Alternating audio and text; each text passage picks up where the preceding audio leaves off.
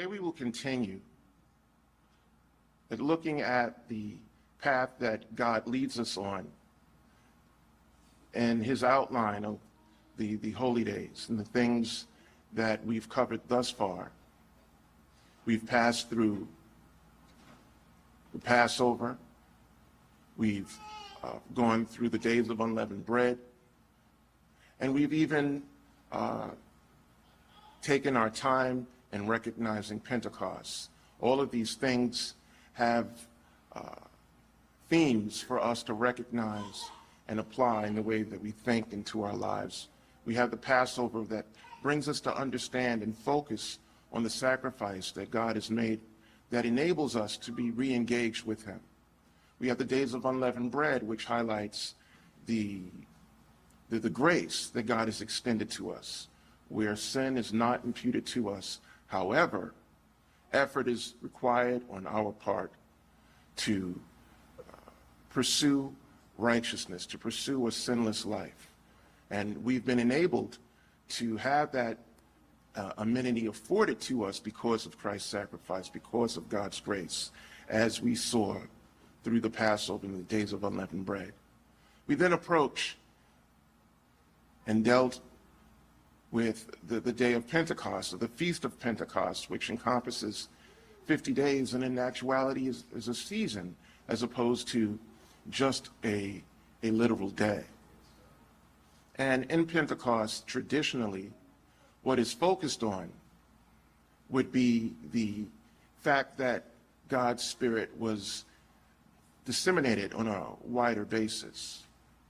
Others may recognize that is the day that God reminded mankind of the Ten Commandments. But yet and still, I think it's of note to recognize that those two things in and of itself do not encompass the other themes that may be brought out in that day. And you will find with the holy days, these themes, they all overlap. But nevertheless, it's a matter of what are you going to do with that law? What are you going to do with that spirit that God gives you? And where will you find yourself at the end of using it? And of course, when you look at the ceremony that was practiced by the Israelites with the wave loaves, it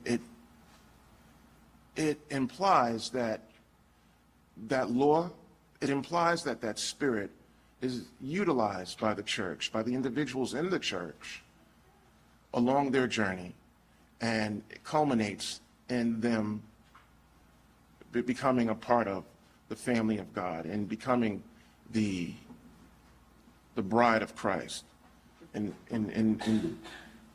achieving that goal of maturity. And now we begin to proceed to the days that we encounter in the fall. And we find with the spring holy days that there's a strong sense of introspection.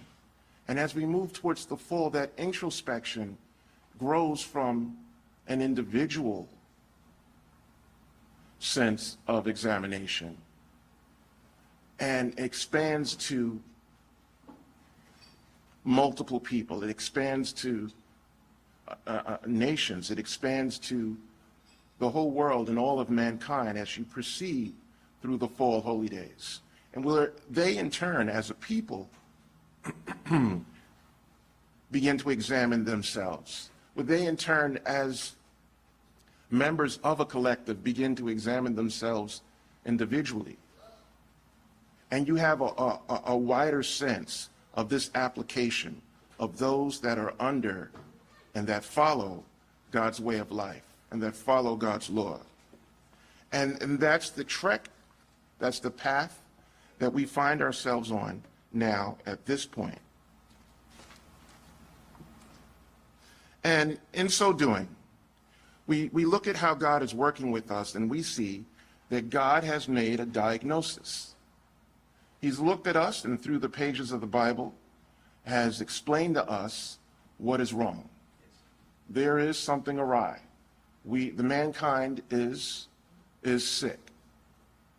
And God has explained that diagnosis and recognized that our separation from God has made it so that mankind is suffering the ills that mankind is suffering. We then go from that diagnosis to a prognosis. Diagnosis is what's wrong with you. The diagnosis is what ails you, whatever the issue may be, the disease may be. The prognosis is what that disease is going to do to you as you move along.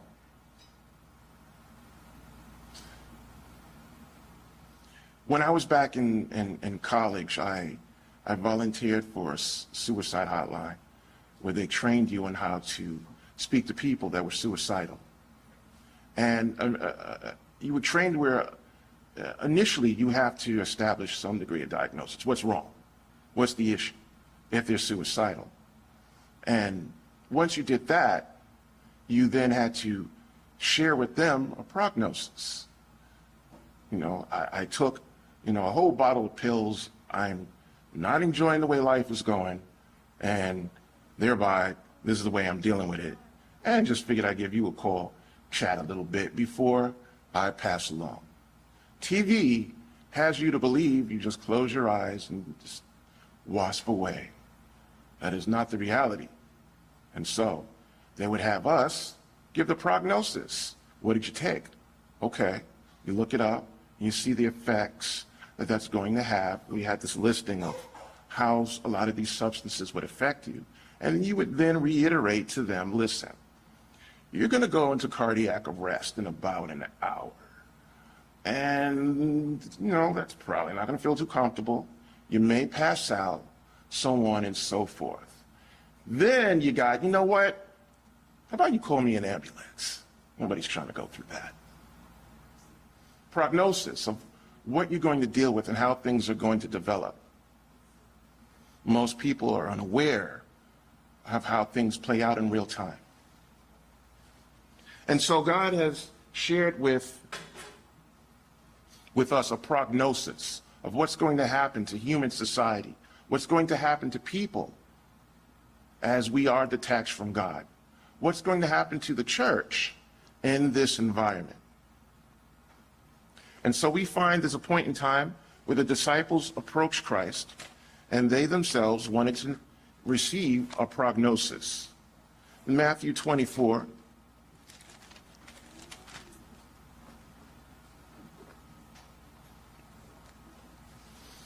in verse 3, as Jesus was sitting on the Mount of Olives, the disciples came to him privately. Tell us, they said, when will this happen, and what will be the sign of your coming and of the end of the age? Now, please remember, when the disciples asked this question, their point of view was way different than ours is. In the first century, these men thought that Christ was going to immediately establish the kingdom, right then and there. Their sense of the end was not the end of the world, but the end of the government in which they were under at that time. Their sense of the end was not the stock market crashing or all your favorite shows disappearing because the signal suddenly dropped. Their sense of the end was not Facebook or Instagram. For whatever reason, they've lost their signal and they got hacked and everybody's mailing information got shipped. That's not the end to them. That's not the way they were thinking. Their sense of the end was the end of that Roman government, the end of man's ability to decide and do things on their own, and God stepping in, using Israel as the means to do that before God's way of life became broader and broader, something we typically recognize around the feast. They thought that was going to happen right then and there, and that's what they were looking for. So in essence, they aren't so much saying, hey, when is the end going to come? When are you going to start acting like the way we think a Messiah is supposed to be? For all they see, he's just running around giving commentary, like on CNN. They talk about what government officials are doing. It's just, when are you going to stop talking? He's running around promoting a marvelous HMO plan where he's healing everybody. And that's well and fine, that's great, but when are you going to start the kingdom? When are we going to start building up arms? When are we going to start hiring soldiers? You're sending us out 2 by 2. You got about 70 dudes, they went out. What's going on? This was sparked by recognizing the architecture of the temple. And Christ responded that a time is coming where one stone isn't going to be left upon the other. And they hear collateral damage. All right, finally, we're doing something. When is this happening? When you're putting this into motion. Christ's response by giving a very detailed answer. You ever have somebody ask you a question, but you can't just answer it. You have to give background information. You got to explain other things first before you can just jump into the answer. Now, many times you do that when you're stalling. Where was I? Yeah, so listen, the highway, you can't just take the Van Wyck 4 o'clock, and it seems like they're stalling. But sometimes you really have to explain other things, else you can't understand what's trying to be said. And so Christ begins to do that, begins to explain other things before he actually answers. And what we find here in this chapter is something called the Olivet prophecy, because he was in that general vicinity on the Mount of Olives. In his answer, it addresses 3 things. It addresses what's going to happen to the disciples, literally in the first century, those that he was speaking to. It addresses how the calamity that he speaks of is going to affect the rest of the world. And it addresses the effect these things will have on the church and the followers of God in the end time. But again, before he just begins giving a list of things or begins to explain the impact of certain happenings, he still has to set the scene. And he begins to do so in his answer.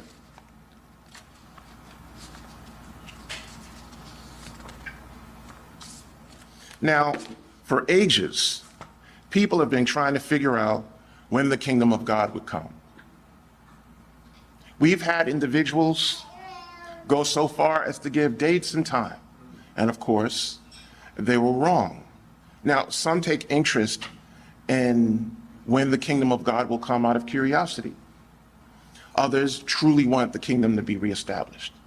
Others just want to figure out how much time they got before they really start to try to change and establish a relationship with God. Nevertheless, are we to focus on the time? When is it going to happen? How much time do we have? What is it that we should be doing? Imagine you're there and Christ is about to answer. You're listening with intent, but what are you looking to do with the information you hear? Are you going to run to the stock market and pick companies that are going to grow in value in that kind of environment? Is that your goal? And I'm not going to lie to you. I have had similar thoughts. I've tried my hand at trying to be an entrepreneur. And as yet, I have not had the success that I would like to have. And with that frame of mind, when COVID hit, I thought to myself, man, why didn't I go open up a mask company? I'd be killing it right now. And I was serious. I'm not joking. And I'm thinking there was no way in the world that I would have ever thought to begin distributing surgical masks. So I had to give myself a pass on that and not beat myself up too much. But picture the dude that did. Right before COVID starts. And his wife was like, you invested how much? What are you doing? 3 weeks into COVID, he's probably like, how you like me now? To his wife. Is that what we're supposed to do with the answers that we hear, with the information that we would get, in trying to understand how things will unfold? That is not the case. But that doesn't mean to not pay attention. It's interesting to note that the Jewish calendar year right now is at 5784. Now, some believe, which is true, that man has been allotted 6,000 years to do his own thing before God steps in and reestablishes the kingdom. If you go along with this logic, and again, scholars have debated this back and forth. With this number, they throw out other numbers. Again, man does not know when God is going to step in, only God knows. Nevertheless, just looking at that number, 5,784 years, according to how the Jewish calendar stands right now, is what we're up to. And if you were to hypothetically use the thinking that man has 6,000 years to go his own way, then you're left with there's 216 years left. 216 years left to invest your money in the stock market. 216 years left to get your party on before it's time to really get it together. Or 216 years left to continue hoping for the kingdom if you're using that equation. Here's another thing that gets debated, and yet many scholars agree in this debate that the numbers are off. 5,784. Many scholars agree the number is off by 200 or more years.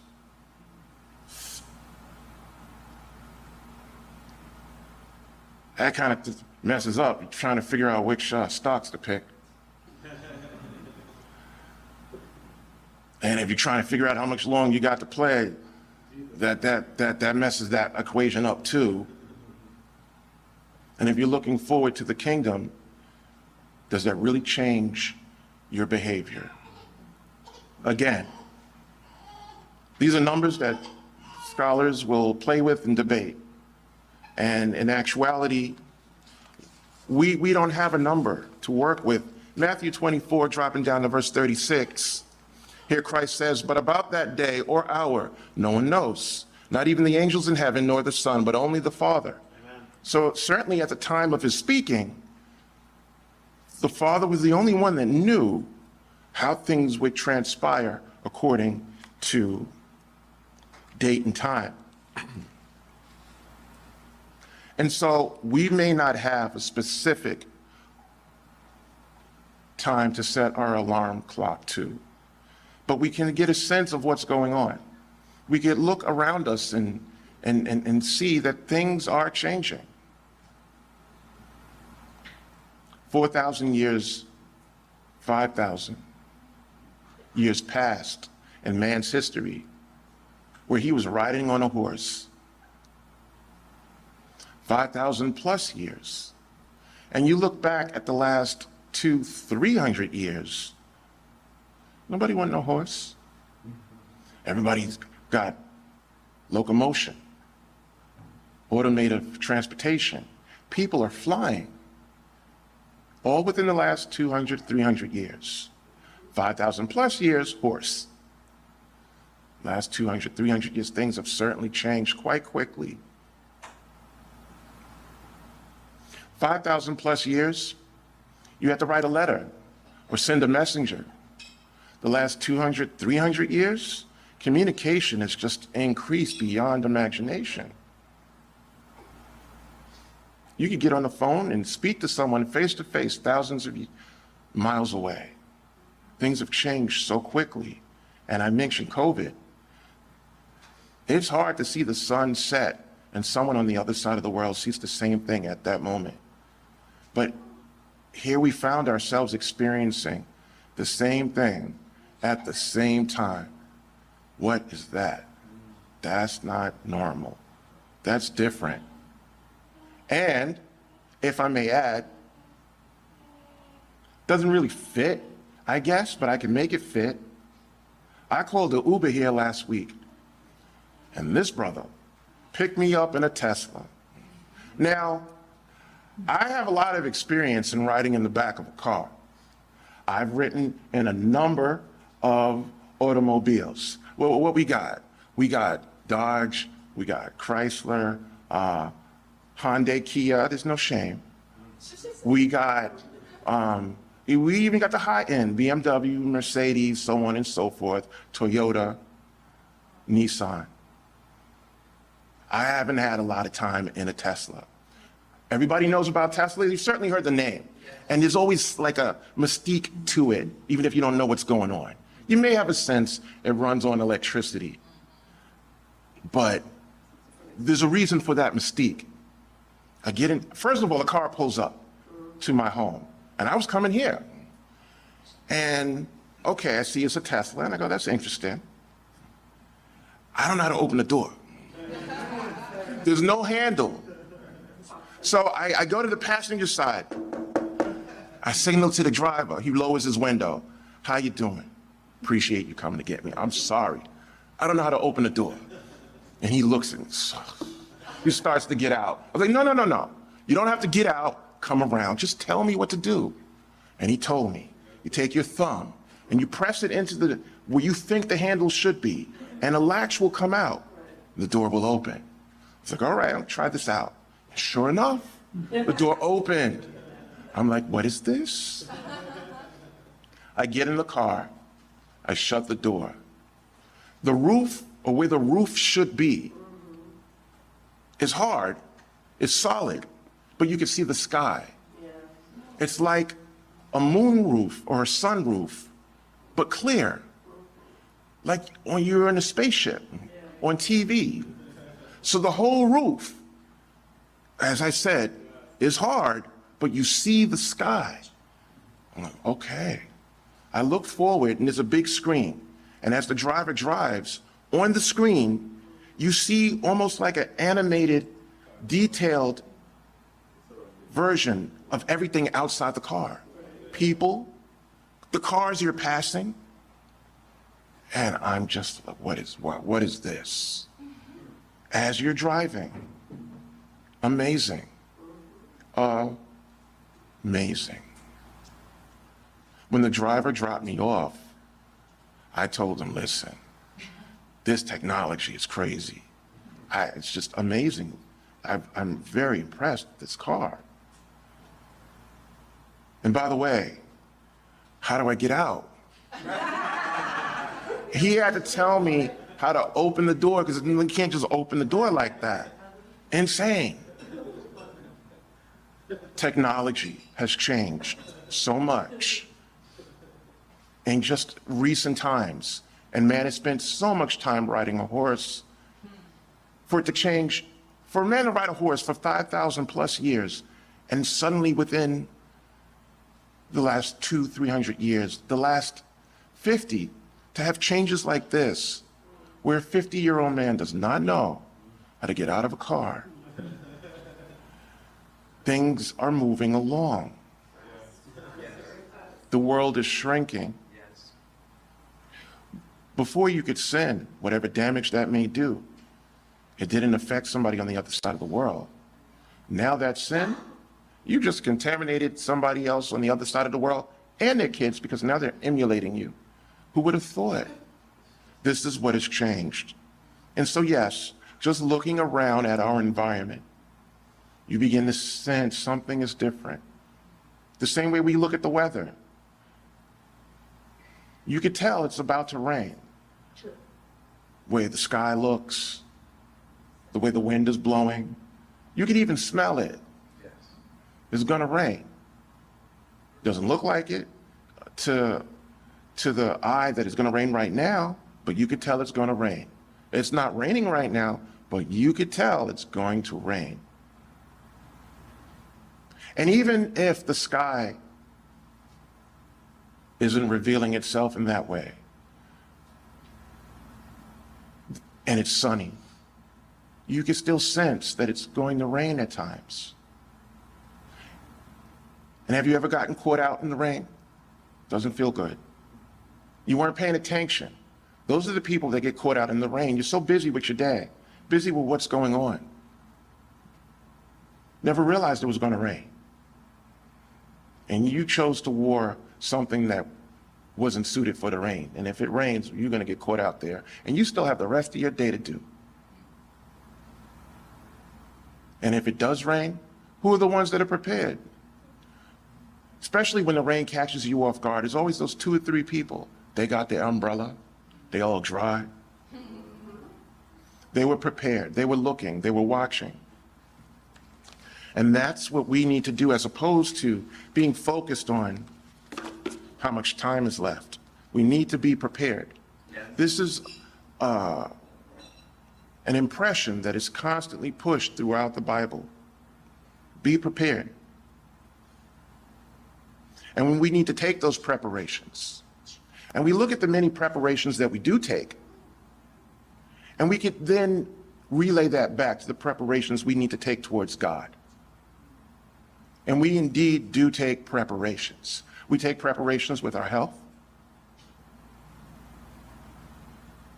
We take preparations with our relationships. We take preparations with our transportation. The very transportation that has jumped in leaps and bounds in technology. And in this preparation, we attempt to seek a degree of operation that's ideal. So when we go to the doctor, we're looking to maximize our health. We're looking to have that degree of preparedness to be able to function as we move along.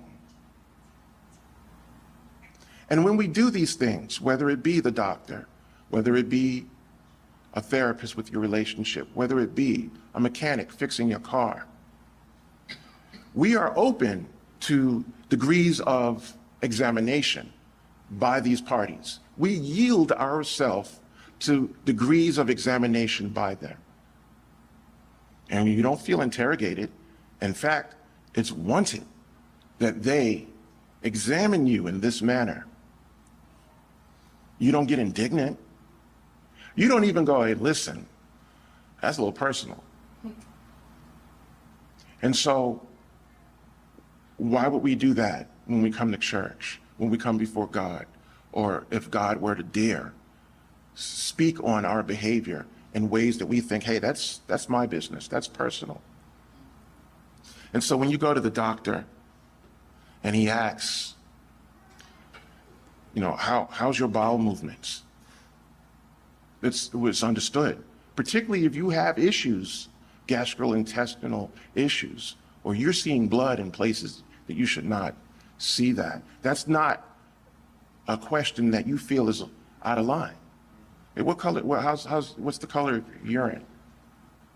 And you answer, because you want that help. You want that introspection.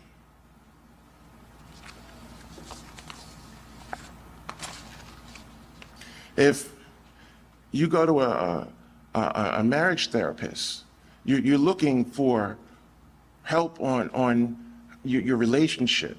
It's not out of line if the therapist is asking, how much time are you dedicating to the children in your relationship? How much time are you dedicating to work in your relationship? How often are you intimate? Excuse you, that's a little personal. Wouldn't say that. You want that introspection. You yield yourself to this degree of interrogation. It's not interrogation. It's for treatment purposes. Now, mind you, this is assuming everybody's on the up and up. That the doctor is on the up and up and he's asking you these questions. That the therapist is on the up and up. That they're good at their job and they have ideals and they're looking to treat you and give you the best of care. You don't look at it as that's an intrusion. When you take your car to the mechanic and the mechanic asks you, hey, listen, how much are you willing to spend on this? You don't get offended. That's none of your business how much I'm willing to spend. How dare you? You wouldn't say that. You're open to that. They're working with you. And so you want that kind of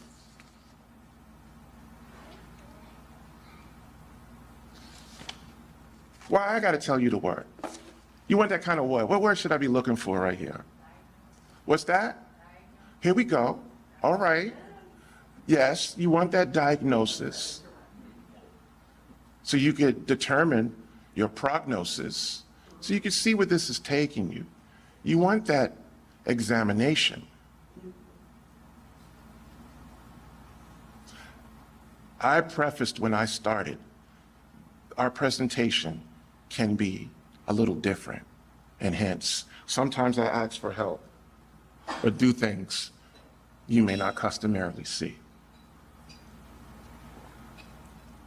But the word and the truth of God stays the same, despite that.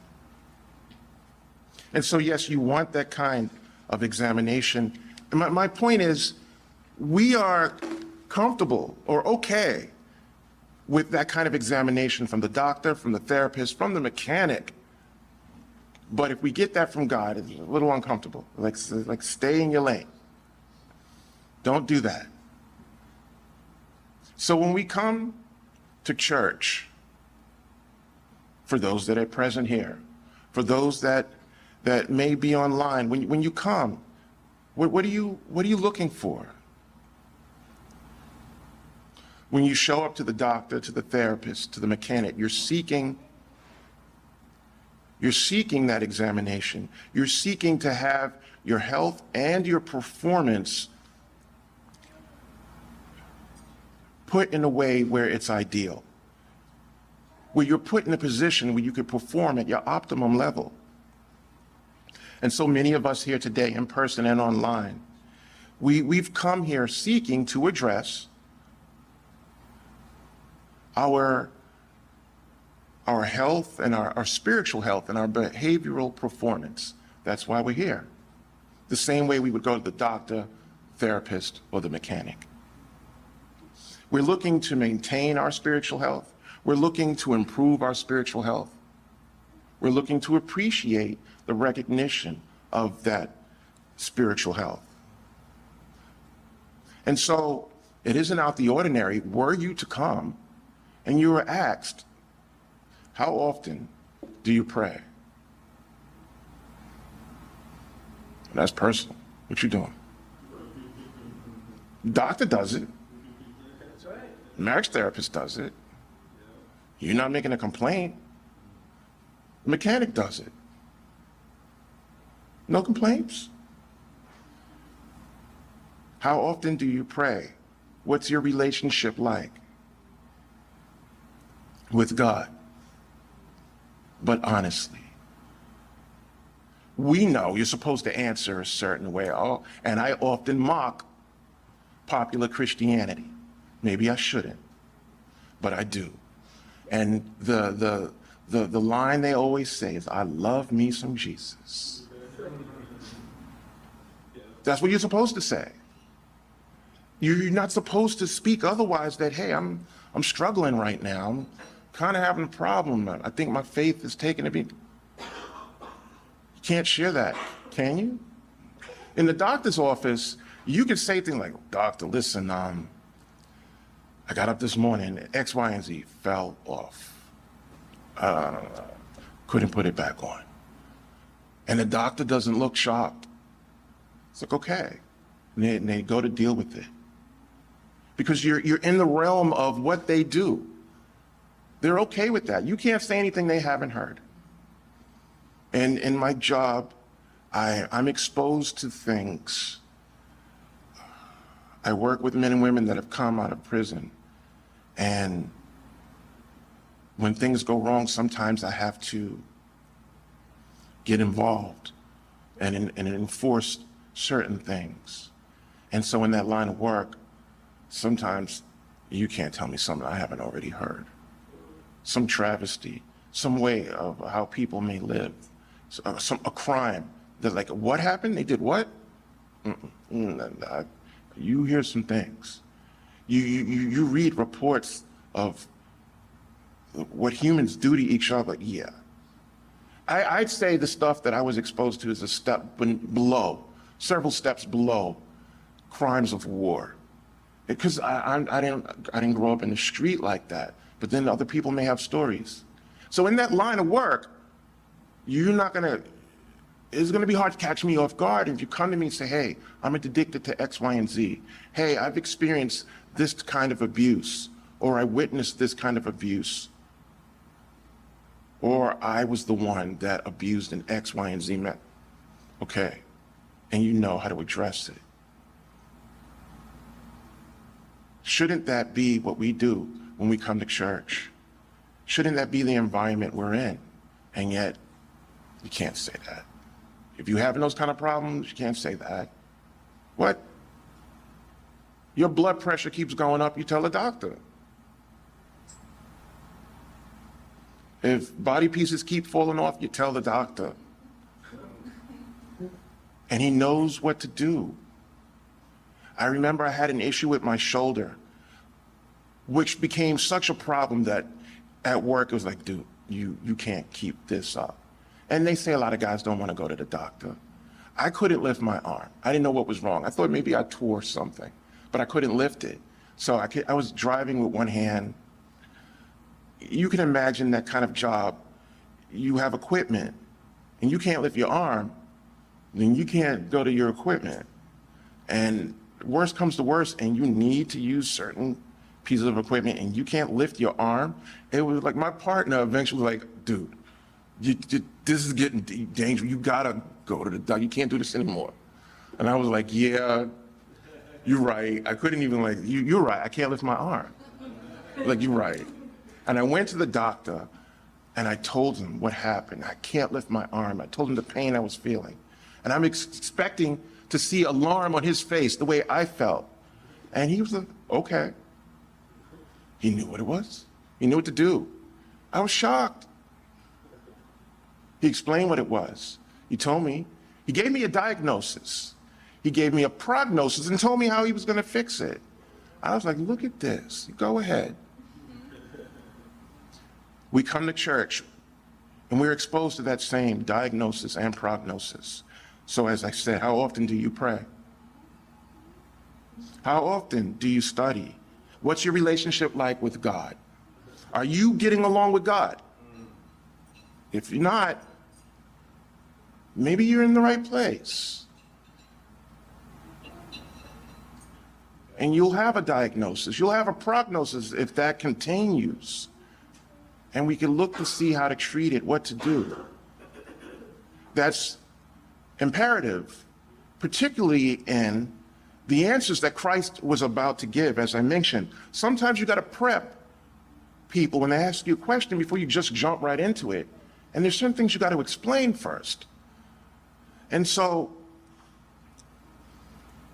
these questions, they're okay because we're looking for treatment. Are you getting along with God? Have you ever considered leaving the faith? Not practicing this, not trying to obey God anymore.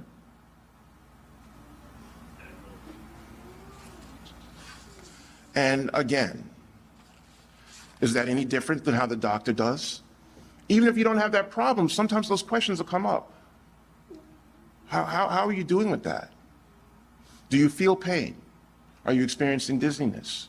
Are you experiencing flashes of light? Normal. And you're like, no, I'm not. And then they move along. But if you were, you're able to talk.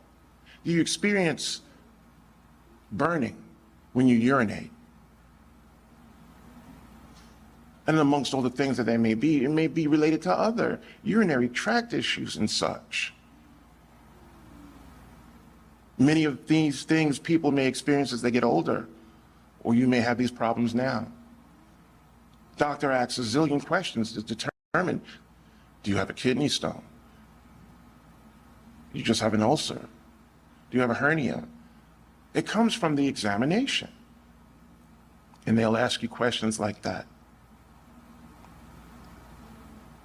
And so when the doctor asks, how often do you move your bowels? Is that so out of line? You don't think so. And when you come to church and you're asked, how well can you remove toxins out of your life? If you're disrespected or take offense at church, no less, how well can you process that? Because if you can't, it can become an issue. And you would think the issue should be on the bum that initiated that caused you insult, caused you disrespect. But before you even get to that, how well can you process it? Because it will contaminate you spiritually.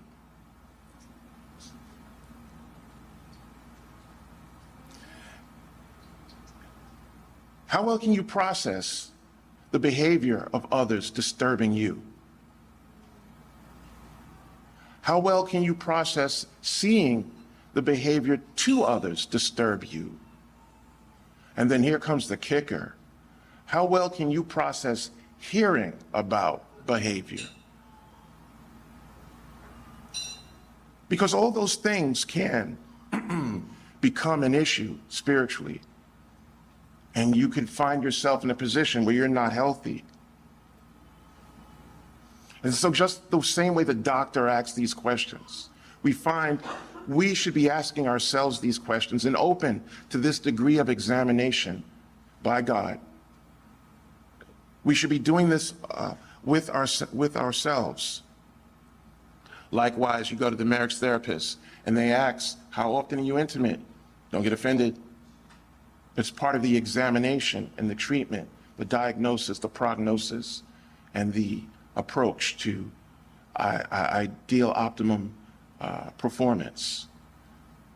And so the therapist does it. Why wouldn't our situation be any different? What is your love like? What is your love life like with God? What is your intimacy like with God? That's sacrilege. How dare you? Not really. It's not unbiblical. God constantly identifies Israel and spiritual Israel as his wife.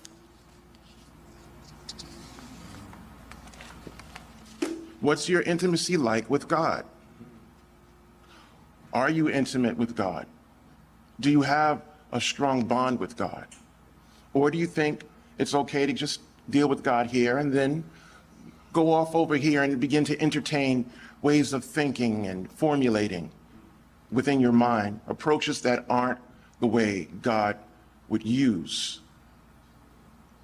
impacting your behavior subsequently? Indulging in type of thinking that pollinates, exacerbates, and spreads, and increases vanity, pride, the lust of the flesh, the lust of the eyes, that kind of thinking. So you're going to be intimate with God and then go over here and indulge in this kind of exposure. God doesn't take to that. And once you establish a relationship with God, God doesn't want to see you behaving in that manner. And it's God takes this attitude like, okay, we've had this intimacy. Now we go together. You're not going nowhere. This is a thing now. And it's biblical. When you look at music, and I get it, a lot of that stuff is contaminated. But Paul would use quotations from Greek and Roman writers and, help me out, what's the word? philosophers. Thank you. And so I guess it's not out of line if I do something similar with our philosophers. No, we're on the same level. But Destiny's Child has a song, Say My Name. In this song, the logic is, you have a relationship, you have a couple. The woman suspects the man is unfaithful, continuously and in real time, unfaithful. And so, during conversation on the phone, the mentality is, if you're not cheating, and you're not spending time with someone else, and you are not in the moment, in the company of another woman, then say my name and say that you love me. And that's the challenge in this song. God would extend the same challenge to us. And not to just beat up the guys, do the same thing to the ladies. But, you know, this song that came to my head, it wasn't as recent, but just as real to me. Harry Belafonte has a song called Juanita. Oh, yes. And in it, he tells Juanita, all those young men you used to know, you know, they're not going to see you anymore. That stops. It's me and you now. God says the same thing. Exodus chapter 20, verse 5. I'm reading from the New Living Translation. You must not make for yourself an idol of any kind, or an image of anything in the heavens or on the earth or in the sea. You must not bow down to them or worship them. For I, the Lord your God, am a jealous God, who will not tolerate your affection for any other gods. From the mouth of God himself is me and you. You're not seeing anybody else. And so are we up for this commitment? Are we ready for that kind of attachment? Because we're involved now. It's not like you could walk away from this relationship. God would protest. He wants to maintain this relationship, and we should as well. And so, are we up for this? Are we committed? And are we okay with the questions that come to determine if we are committed? Or do we take offense? When we go to the mechanic and he asks, how much are you willing to pay? How committed are you to this? When the mechanic comes and tells you, listen, it's going to cost $5,000 to change your transmission. Do you just ignore the mechanic? Yeah, it's all right. Just pay the mechanic no mind? It's hard to when you hear that $5,000. It kind of resonates. Likewise, we're listening to the mechanic, but when God approaches us and says, listen, this is what is required of you. This is what is expected. Are we going to listen just as much? Are we going to be just as committed to that kind of attention that we need to give to the diagnosis, to the prognosis? Matthew 24.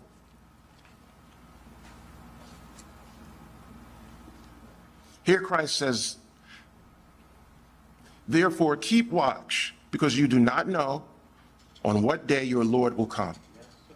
But understand this, if the owner of the house had known at what time of night the thief was coming, he would have kept watch and would not have let his house be broken into.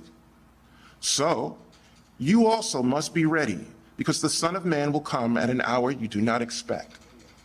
Now we're told to be ready. What does that mean, be ready? That means to watch the news. That means to look out for what? 10 countries and see if they get together and start a soccer team. There may be some degrees of importance to some of the things that we may look out for, but is that what we're watching for? To watch and see if the stock market crashes. Is that what we're looking out for?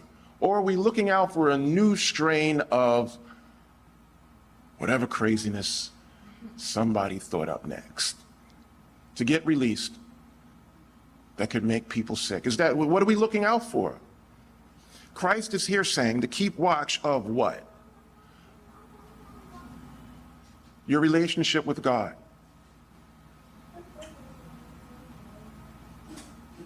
Spiritually, the spiritual doctor is going, how's your bowel movements? The spiritual doctor is going, how much time are you spending with each other? How often are you intimate? The spiritual mechanic is going, yeah, you got some issues here.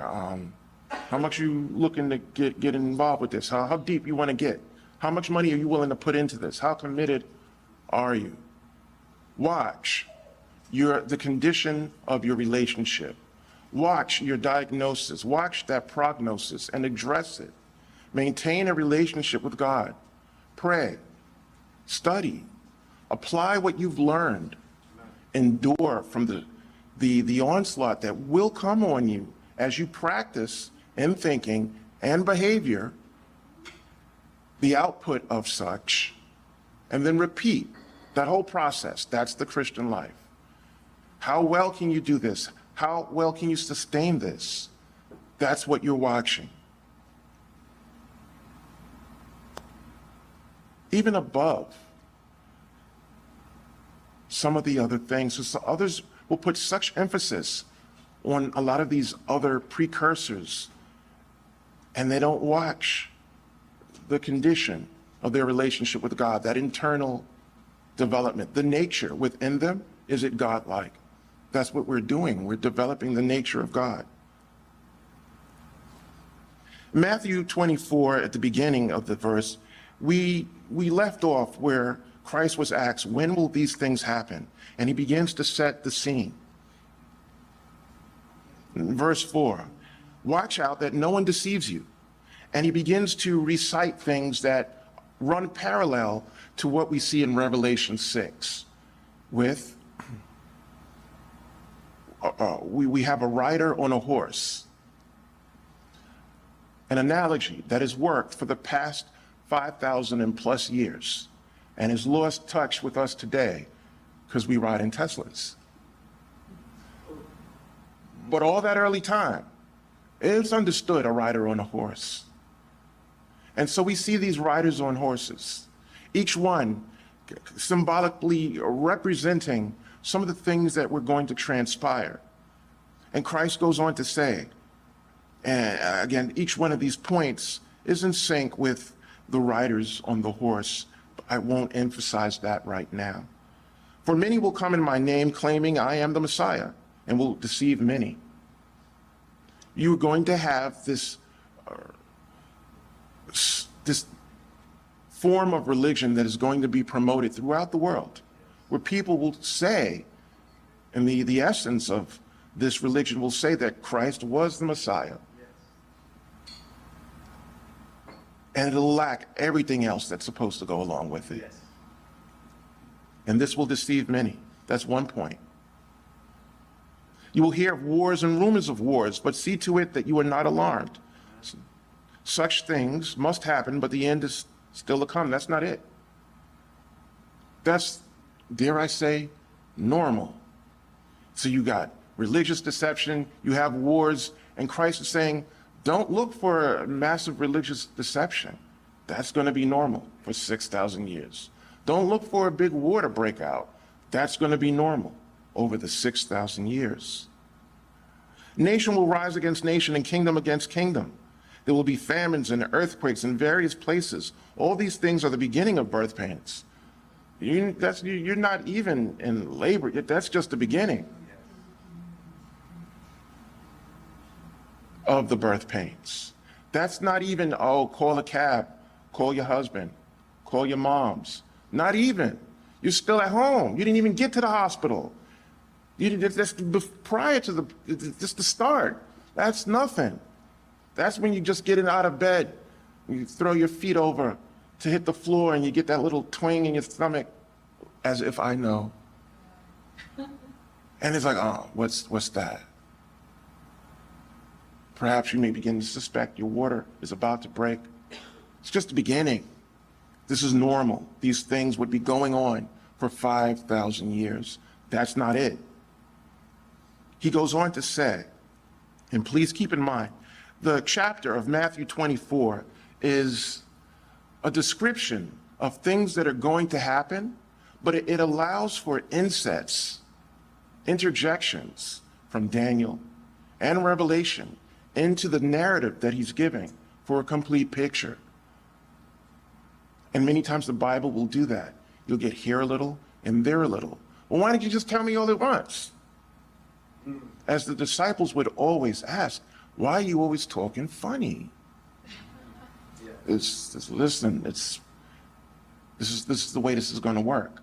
It's meant for you to understand the mysteries of the kingdom of God. But the others, they're going to hear and not understand. They're going to see and not understand. Why are you always talking funny? And many people may ask that of the Bible. They've asked that of Shakespeare. Why can't you just talk normal? Not realizing age is part of that. That's how the language was then. But it doesn't make sense now. So why do I have to read this? Many will ask in school. But God, that's different. God should make sense, right? Well, that's why we're here. That's why you go to the doctor. That's why you go to the therapist. That's why you take your car to the mechanic. To understand the diagnosis, to understand the prognosis. And so Christ is setting the scene. Don't think it's that. This is the backdrop. And it will stay the backdrop. Verse 9, then you will be handed over to be persecuted and put to death, and you will be hated by all nations because of me. And this is more so irrespective of the disciples and their personal experience that they would encounter, as well as elements of what may be felt and engaged in by the followers of Christ in the future. But imagine, you're just asking, hey, listen, when is the kingdom going to start? And you get back, you're going to get killed. It's like, what? And you look, listen, we were just asking you a question. What's all of this? It's hard to take sometimes. And then we begin to get into the status of the church. At that time, many, not a few, not a couple, not just a sprinkle, not just this group over here, many will turn away from the faith and will betray and hate each other. And many false prophets will appear and deceive many people. He's not talking to a large audience, he's talking to his disciples. It's for the church. It's amongst bros. This is a private conversation. He's being real. Many. And how does such a thing happen? How can the church reach such a diagnosis with such a prognosis?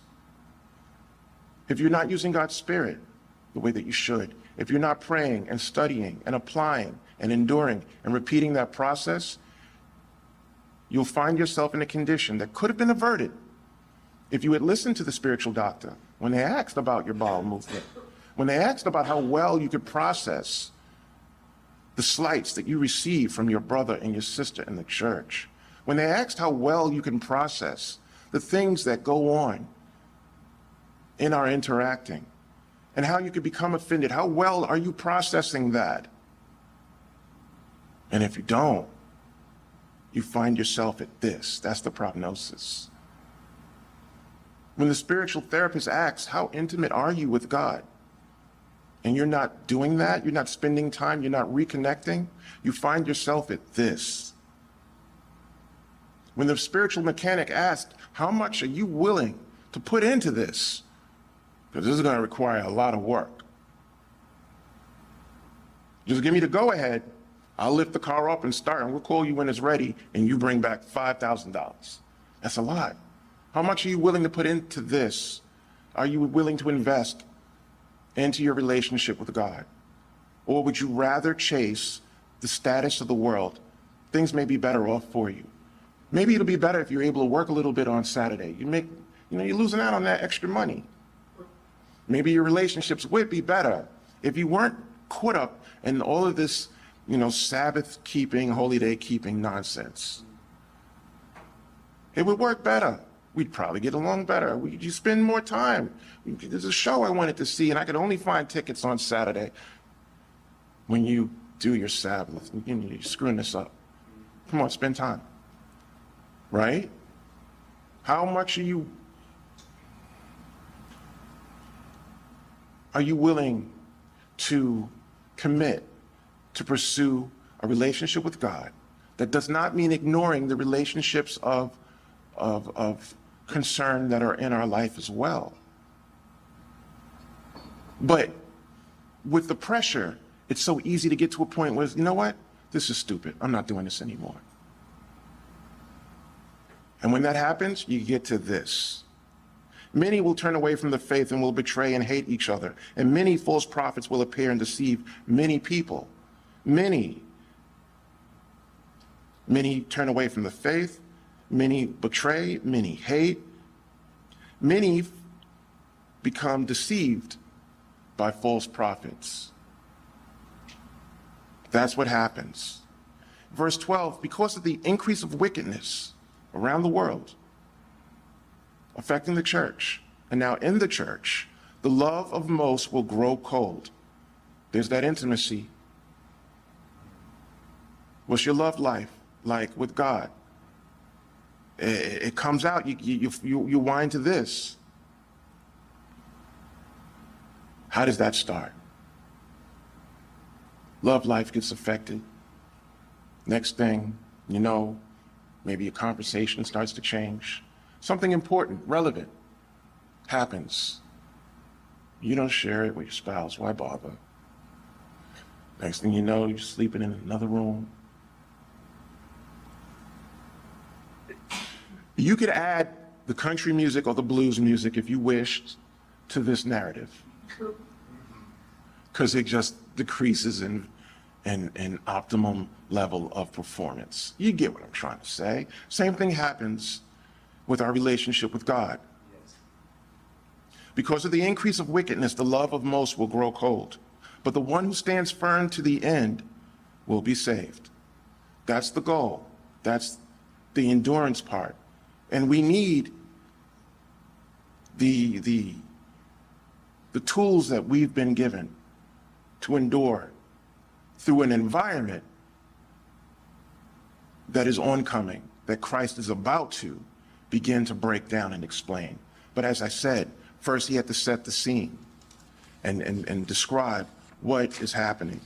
When we look at Matthew 25, verse 1 through 8, we see these analogies, because after Christ gives the Olivet prophecies, chapter 24, after he begins to notate a number of things, he then begins to focus on being prepared. Yes. And into 25, chapter 25. And in chapter 25, verse 1, at that time, the kingdom of heaven will be like 10 virgins who took their lamps and went out to meet the bridegroom. They're in the church. They're having a relationship with Christ, the bridegroom. They all have God's Spirit. They all have lamps. 5 of them were foolish. 5 of them brought an umbrella for the day. It looked like it was going to rain.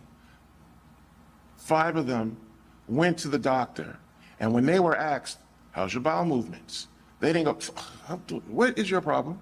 They answered, and they was like, okay, listen, what can I do to work on this? When the marriage therapist asked, what's the intimacy like? They didn't get bent out of shape. When the mechanic asked, how much are you willing to put into this? How much are you willing to invest?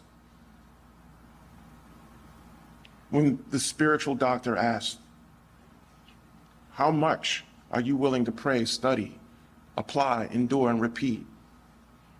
When the spiritual therapist asks, how often are you trying to have an intimate relationship with me, with God? When the spiritual mechanic asks, how much are you really willing to put into this in order to make the cogs work and the machinery flow the way it's supposed to. They were okay with it. They were okay with that kind of examination from God, and they responded, and they took oil, and they used it. And as a result, they didn't fall prey with the many that will turn away from the faith, with the many that would betray, with the many that would hate, with the many that would become false prophets, or the many that God deceived. They didn't let it get to that point. They didn't let the insults get them to that point. They were able to process it. They were able to process some of the offenses that take place in their church.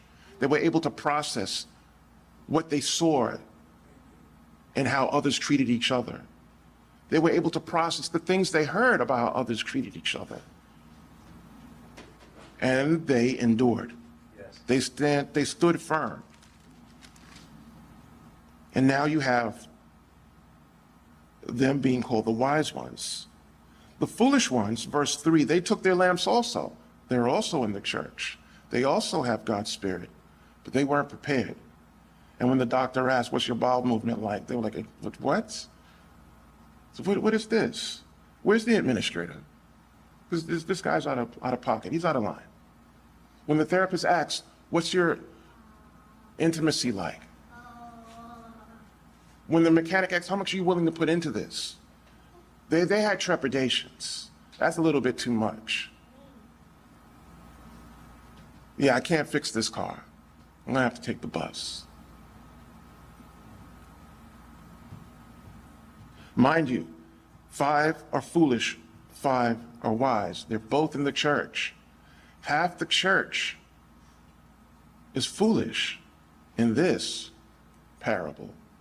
Many will turn away from the faith, will betray and hate each other, and many false prophets will appear and deceive many people. 5 out of 10, that's half. It may be hard to get that because it's just 10. Make it 10,000. Now 5,000 out of pocket. 5,000 acting up. 5,000 are out of line.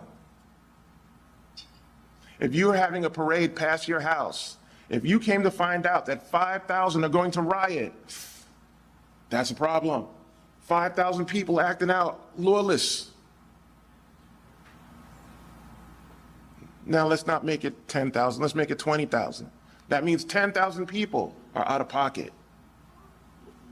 And you see what's happening. Otherwise, it's just 5 kind of foolish girls.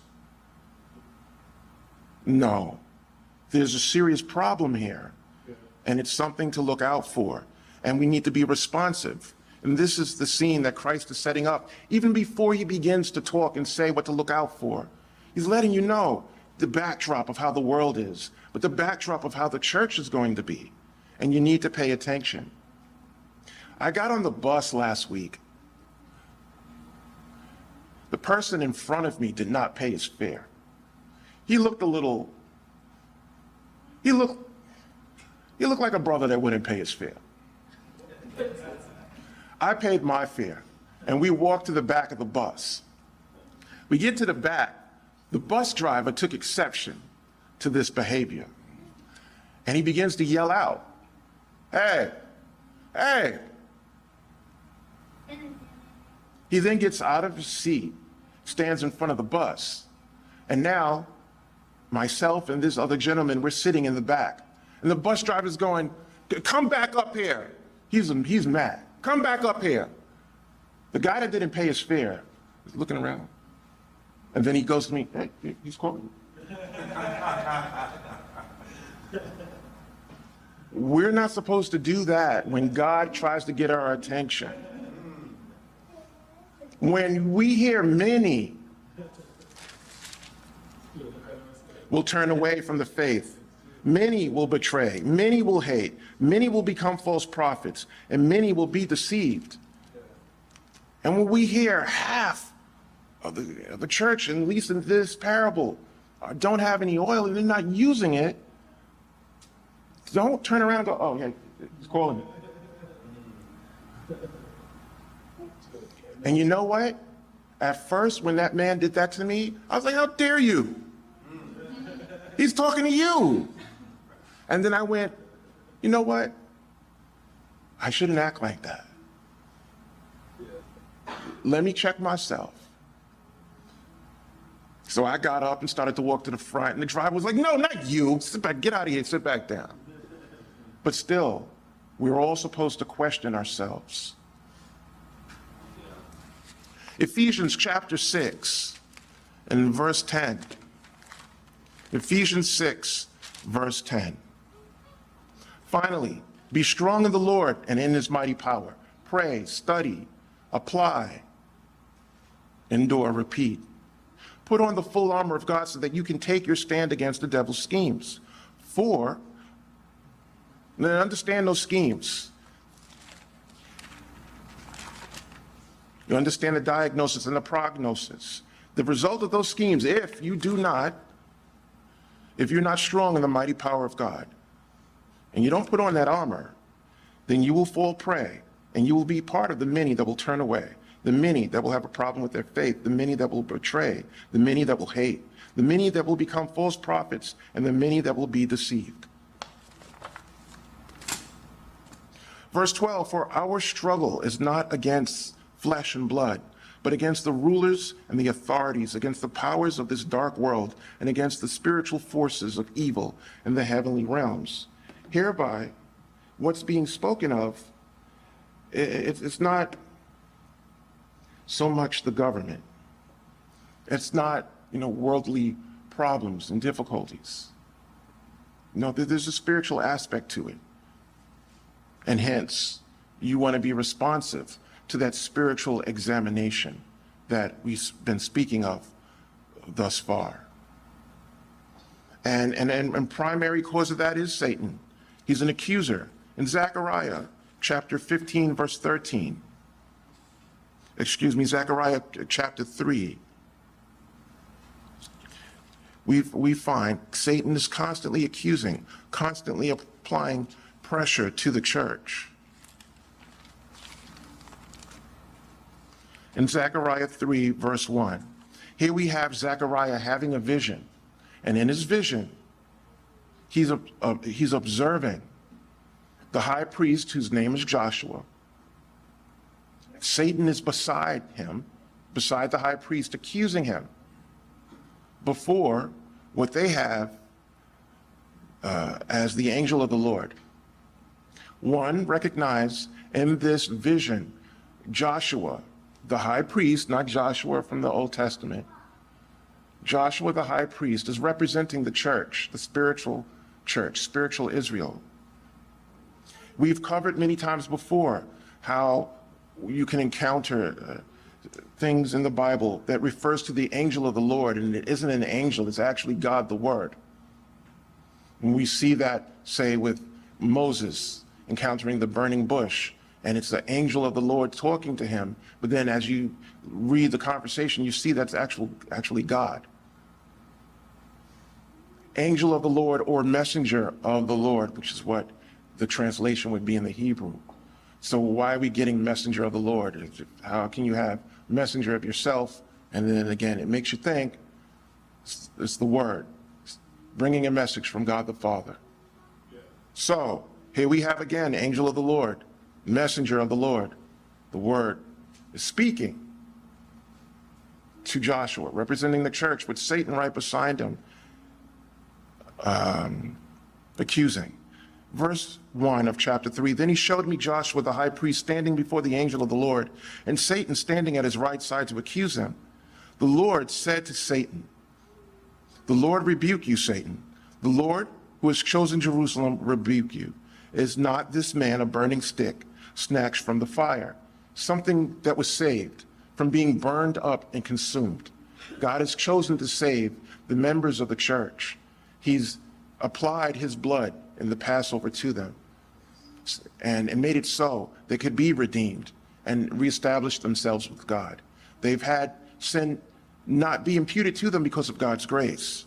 And God or Christ or the Word is speaking to Satan or responding to his accusations, acknowledging this is something that I'm in approval of. I've extended my grace to them. Like, enough of your nonsense. And here's the thing. Whatever Satan's accusing them of, probably right. This guy's a bum. He did this, and he did that. He doesn't deserve this. He doesn't deserve what you're giving him. Verse 3, now Joshua was dressed in filthy clothes as he stood before the angel, which is really God the Word. And remember, Joshua represents the church. The angel said to those who were standing before him, take off his filthy clothes.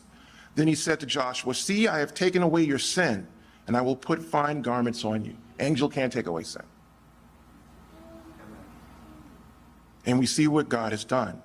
Now Zechariah is speaking as he's observing this. Then I said, put a clean turban on his head. Something that was also done to the high priest, where they would have a turban, it designated degree of honor, and it had like this metal plate on the turban, and it was inscribed, holy to the Lord. This may be something similar. So they put a clean turban on his head and clothed him while the angel of the Lord stood by. The angel of the Lord gave this charge to Joshua, who's representing the church. This is what the Lord Almighty says. If you will walk in obedience to me, if you will pray, if you will study, if you will endure and repeat this process, if you will be responsive to that spiritual doctor when he questions you about your health and spiritual health, if you will be responsive to that spiritual marriage therapist when you are questioned about the quality and commitment of your relationship, as you would be challenged with the mechanic, the spiritual mechanic. How committed are you? How much you want to put into this? If you will walk in obedience to me and keep my requirements, then you will govern my house and have charge of my courts, and I will give you a place among these standing here, which is what God has promised to all of us. This is what we're dealing with. This is who we are as the church. This is what we're encountering when we attempt to obey God.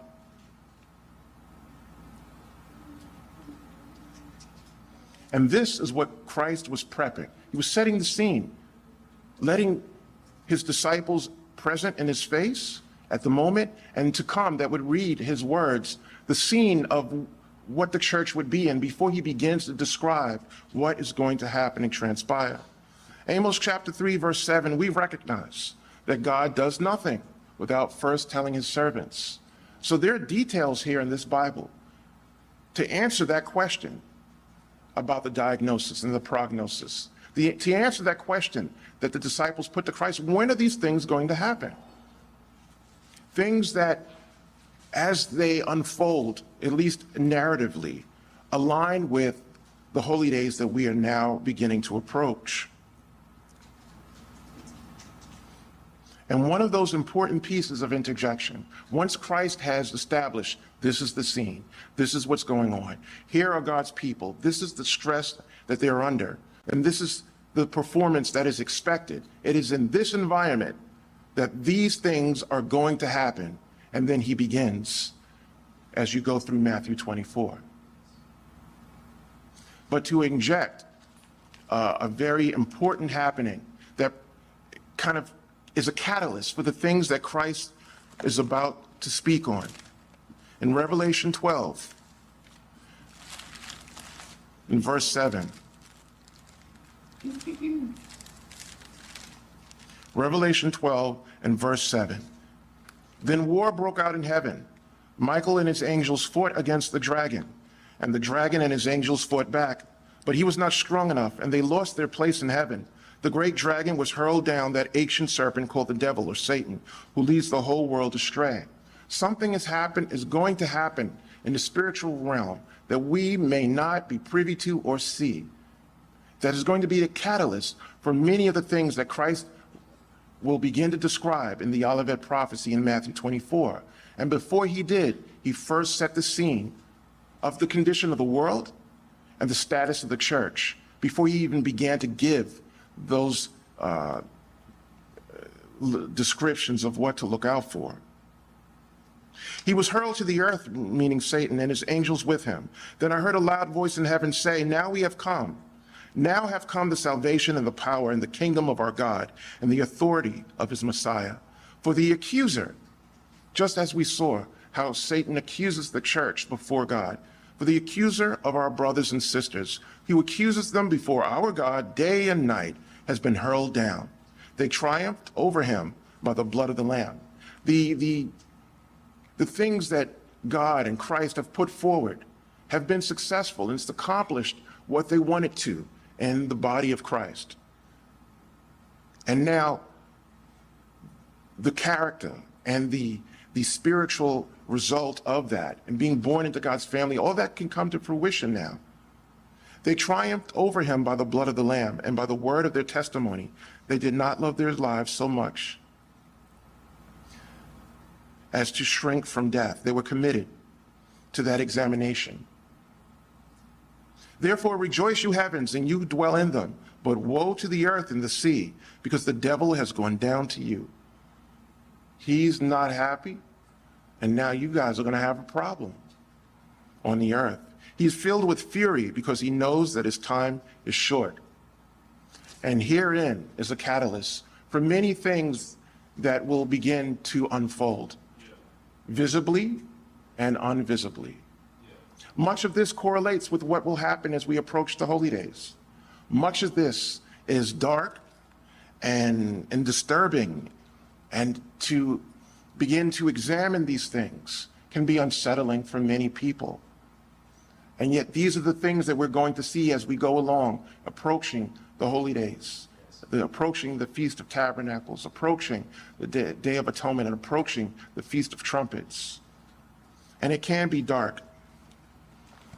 But ending in John chapter 16, we see that there's something positive behind all of this. Even though these are things that we will examine further as we go along and continue to go through Christ's specific explanation for things that are going to occur throughout chapter 24 of Matthew.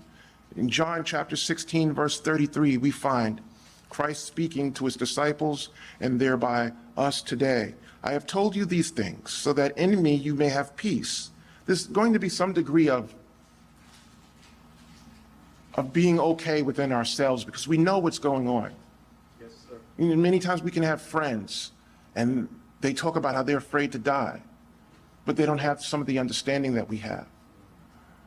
And many of us may not have that fear because we have a deeper understanding of what's going on. Christ continues, in this world you will have trouble, as we've spoken about indeed. But take heart, I have overcome the world. This is something that we would take to heart and recognize and find to be very important. Christ has overcome the world. And so even though many of the things that we moving forward will encounter will be dark and frightening. There will be lots of death.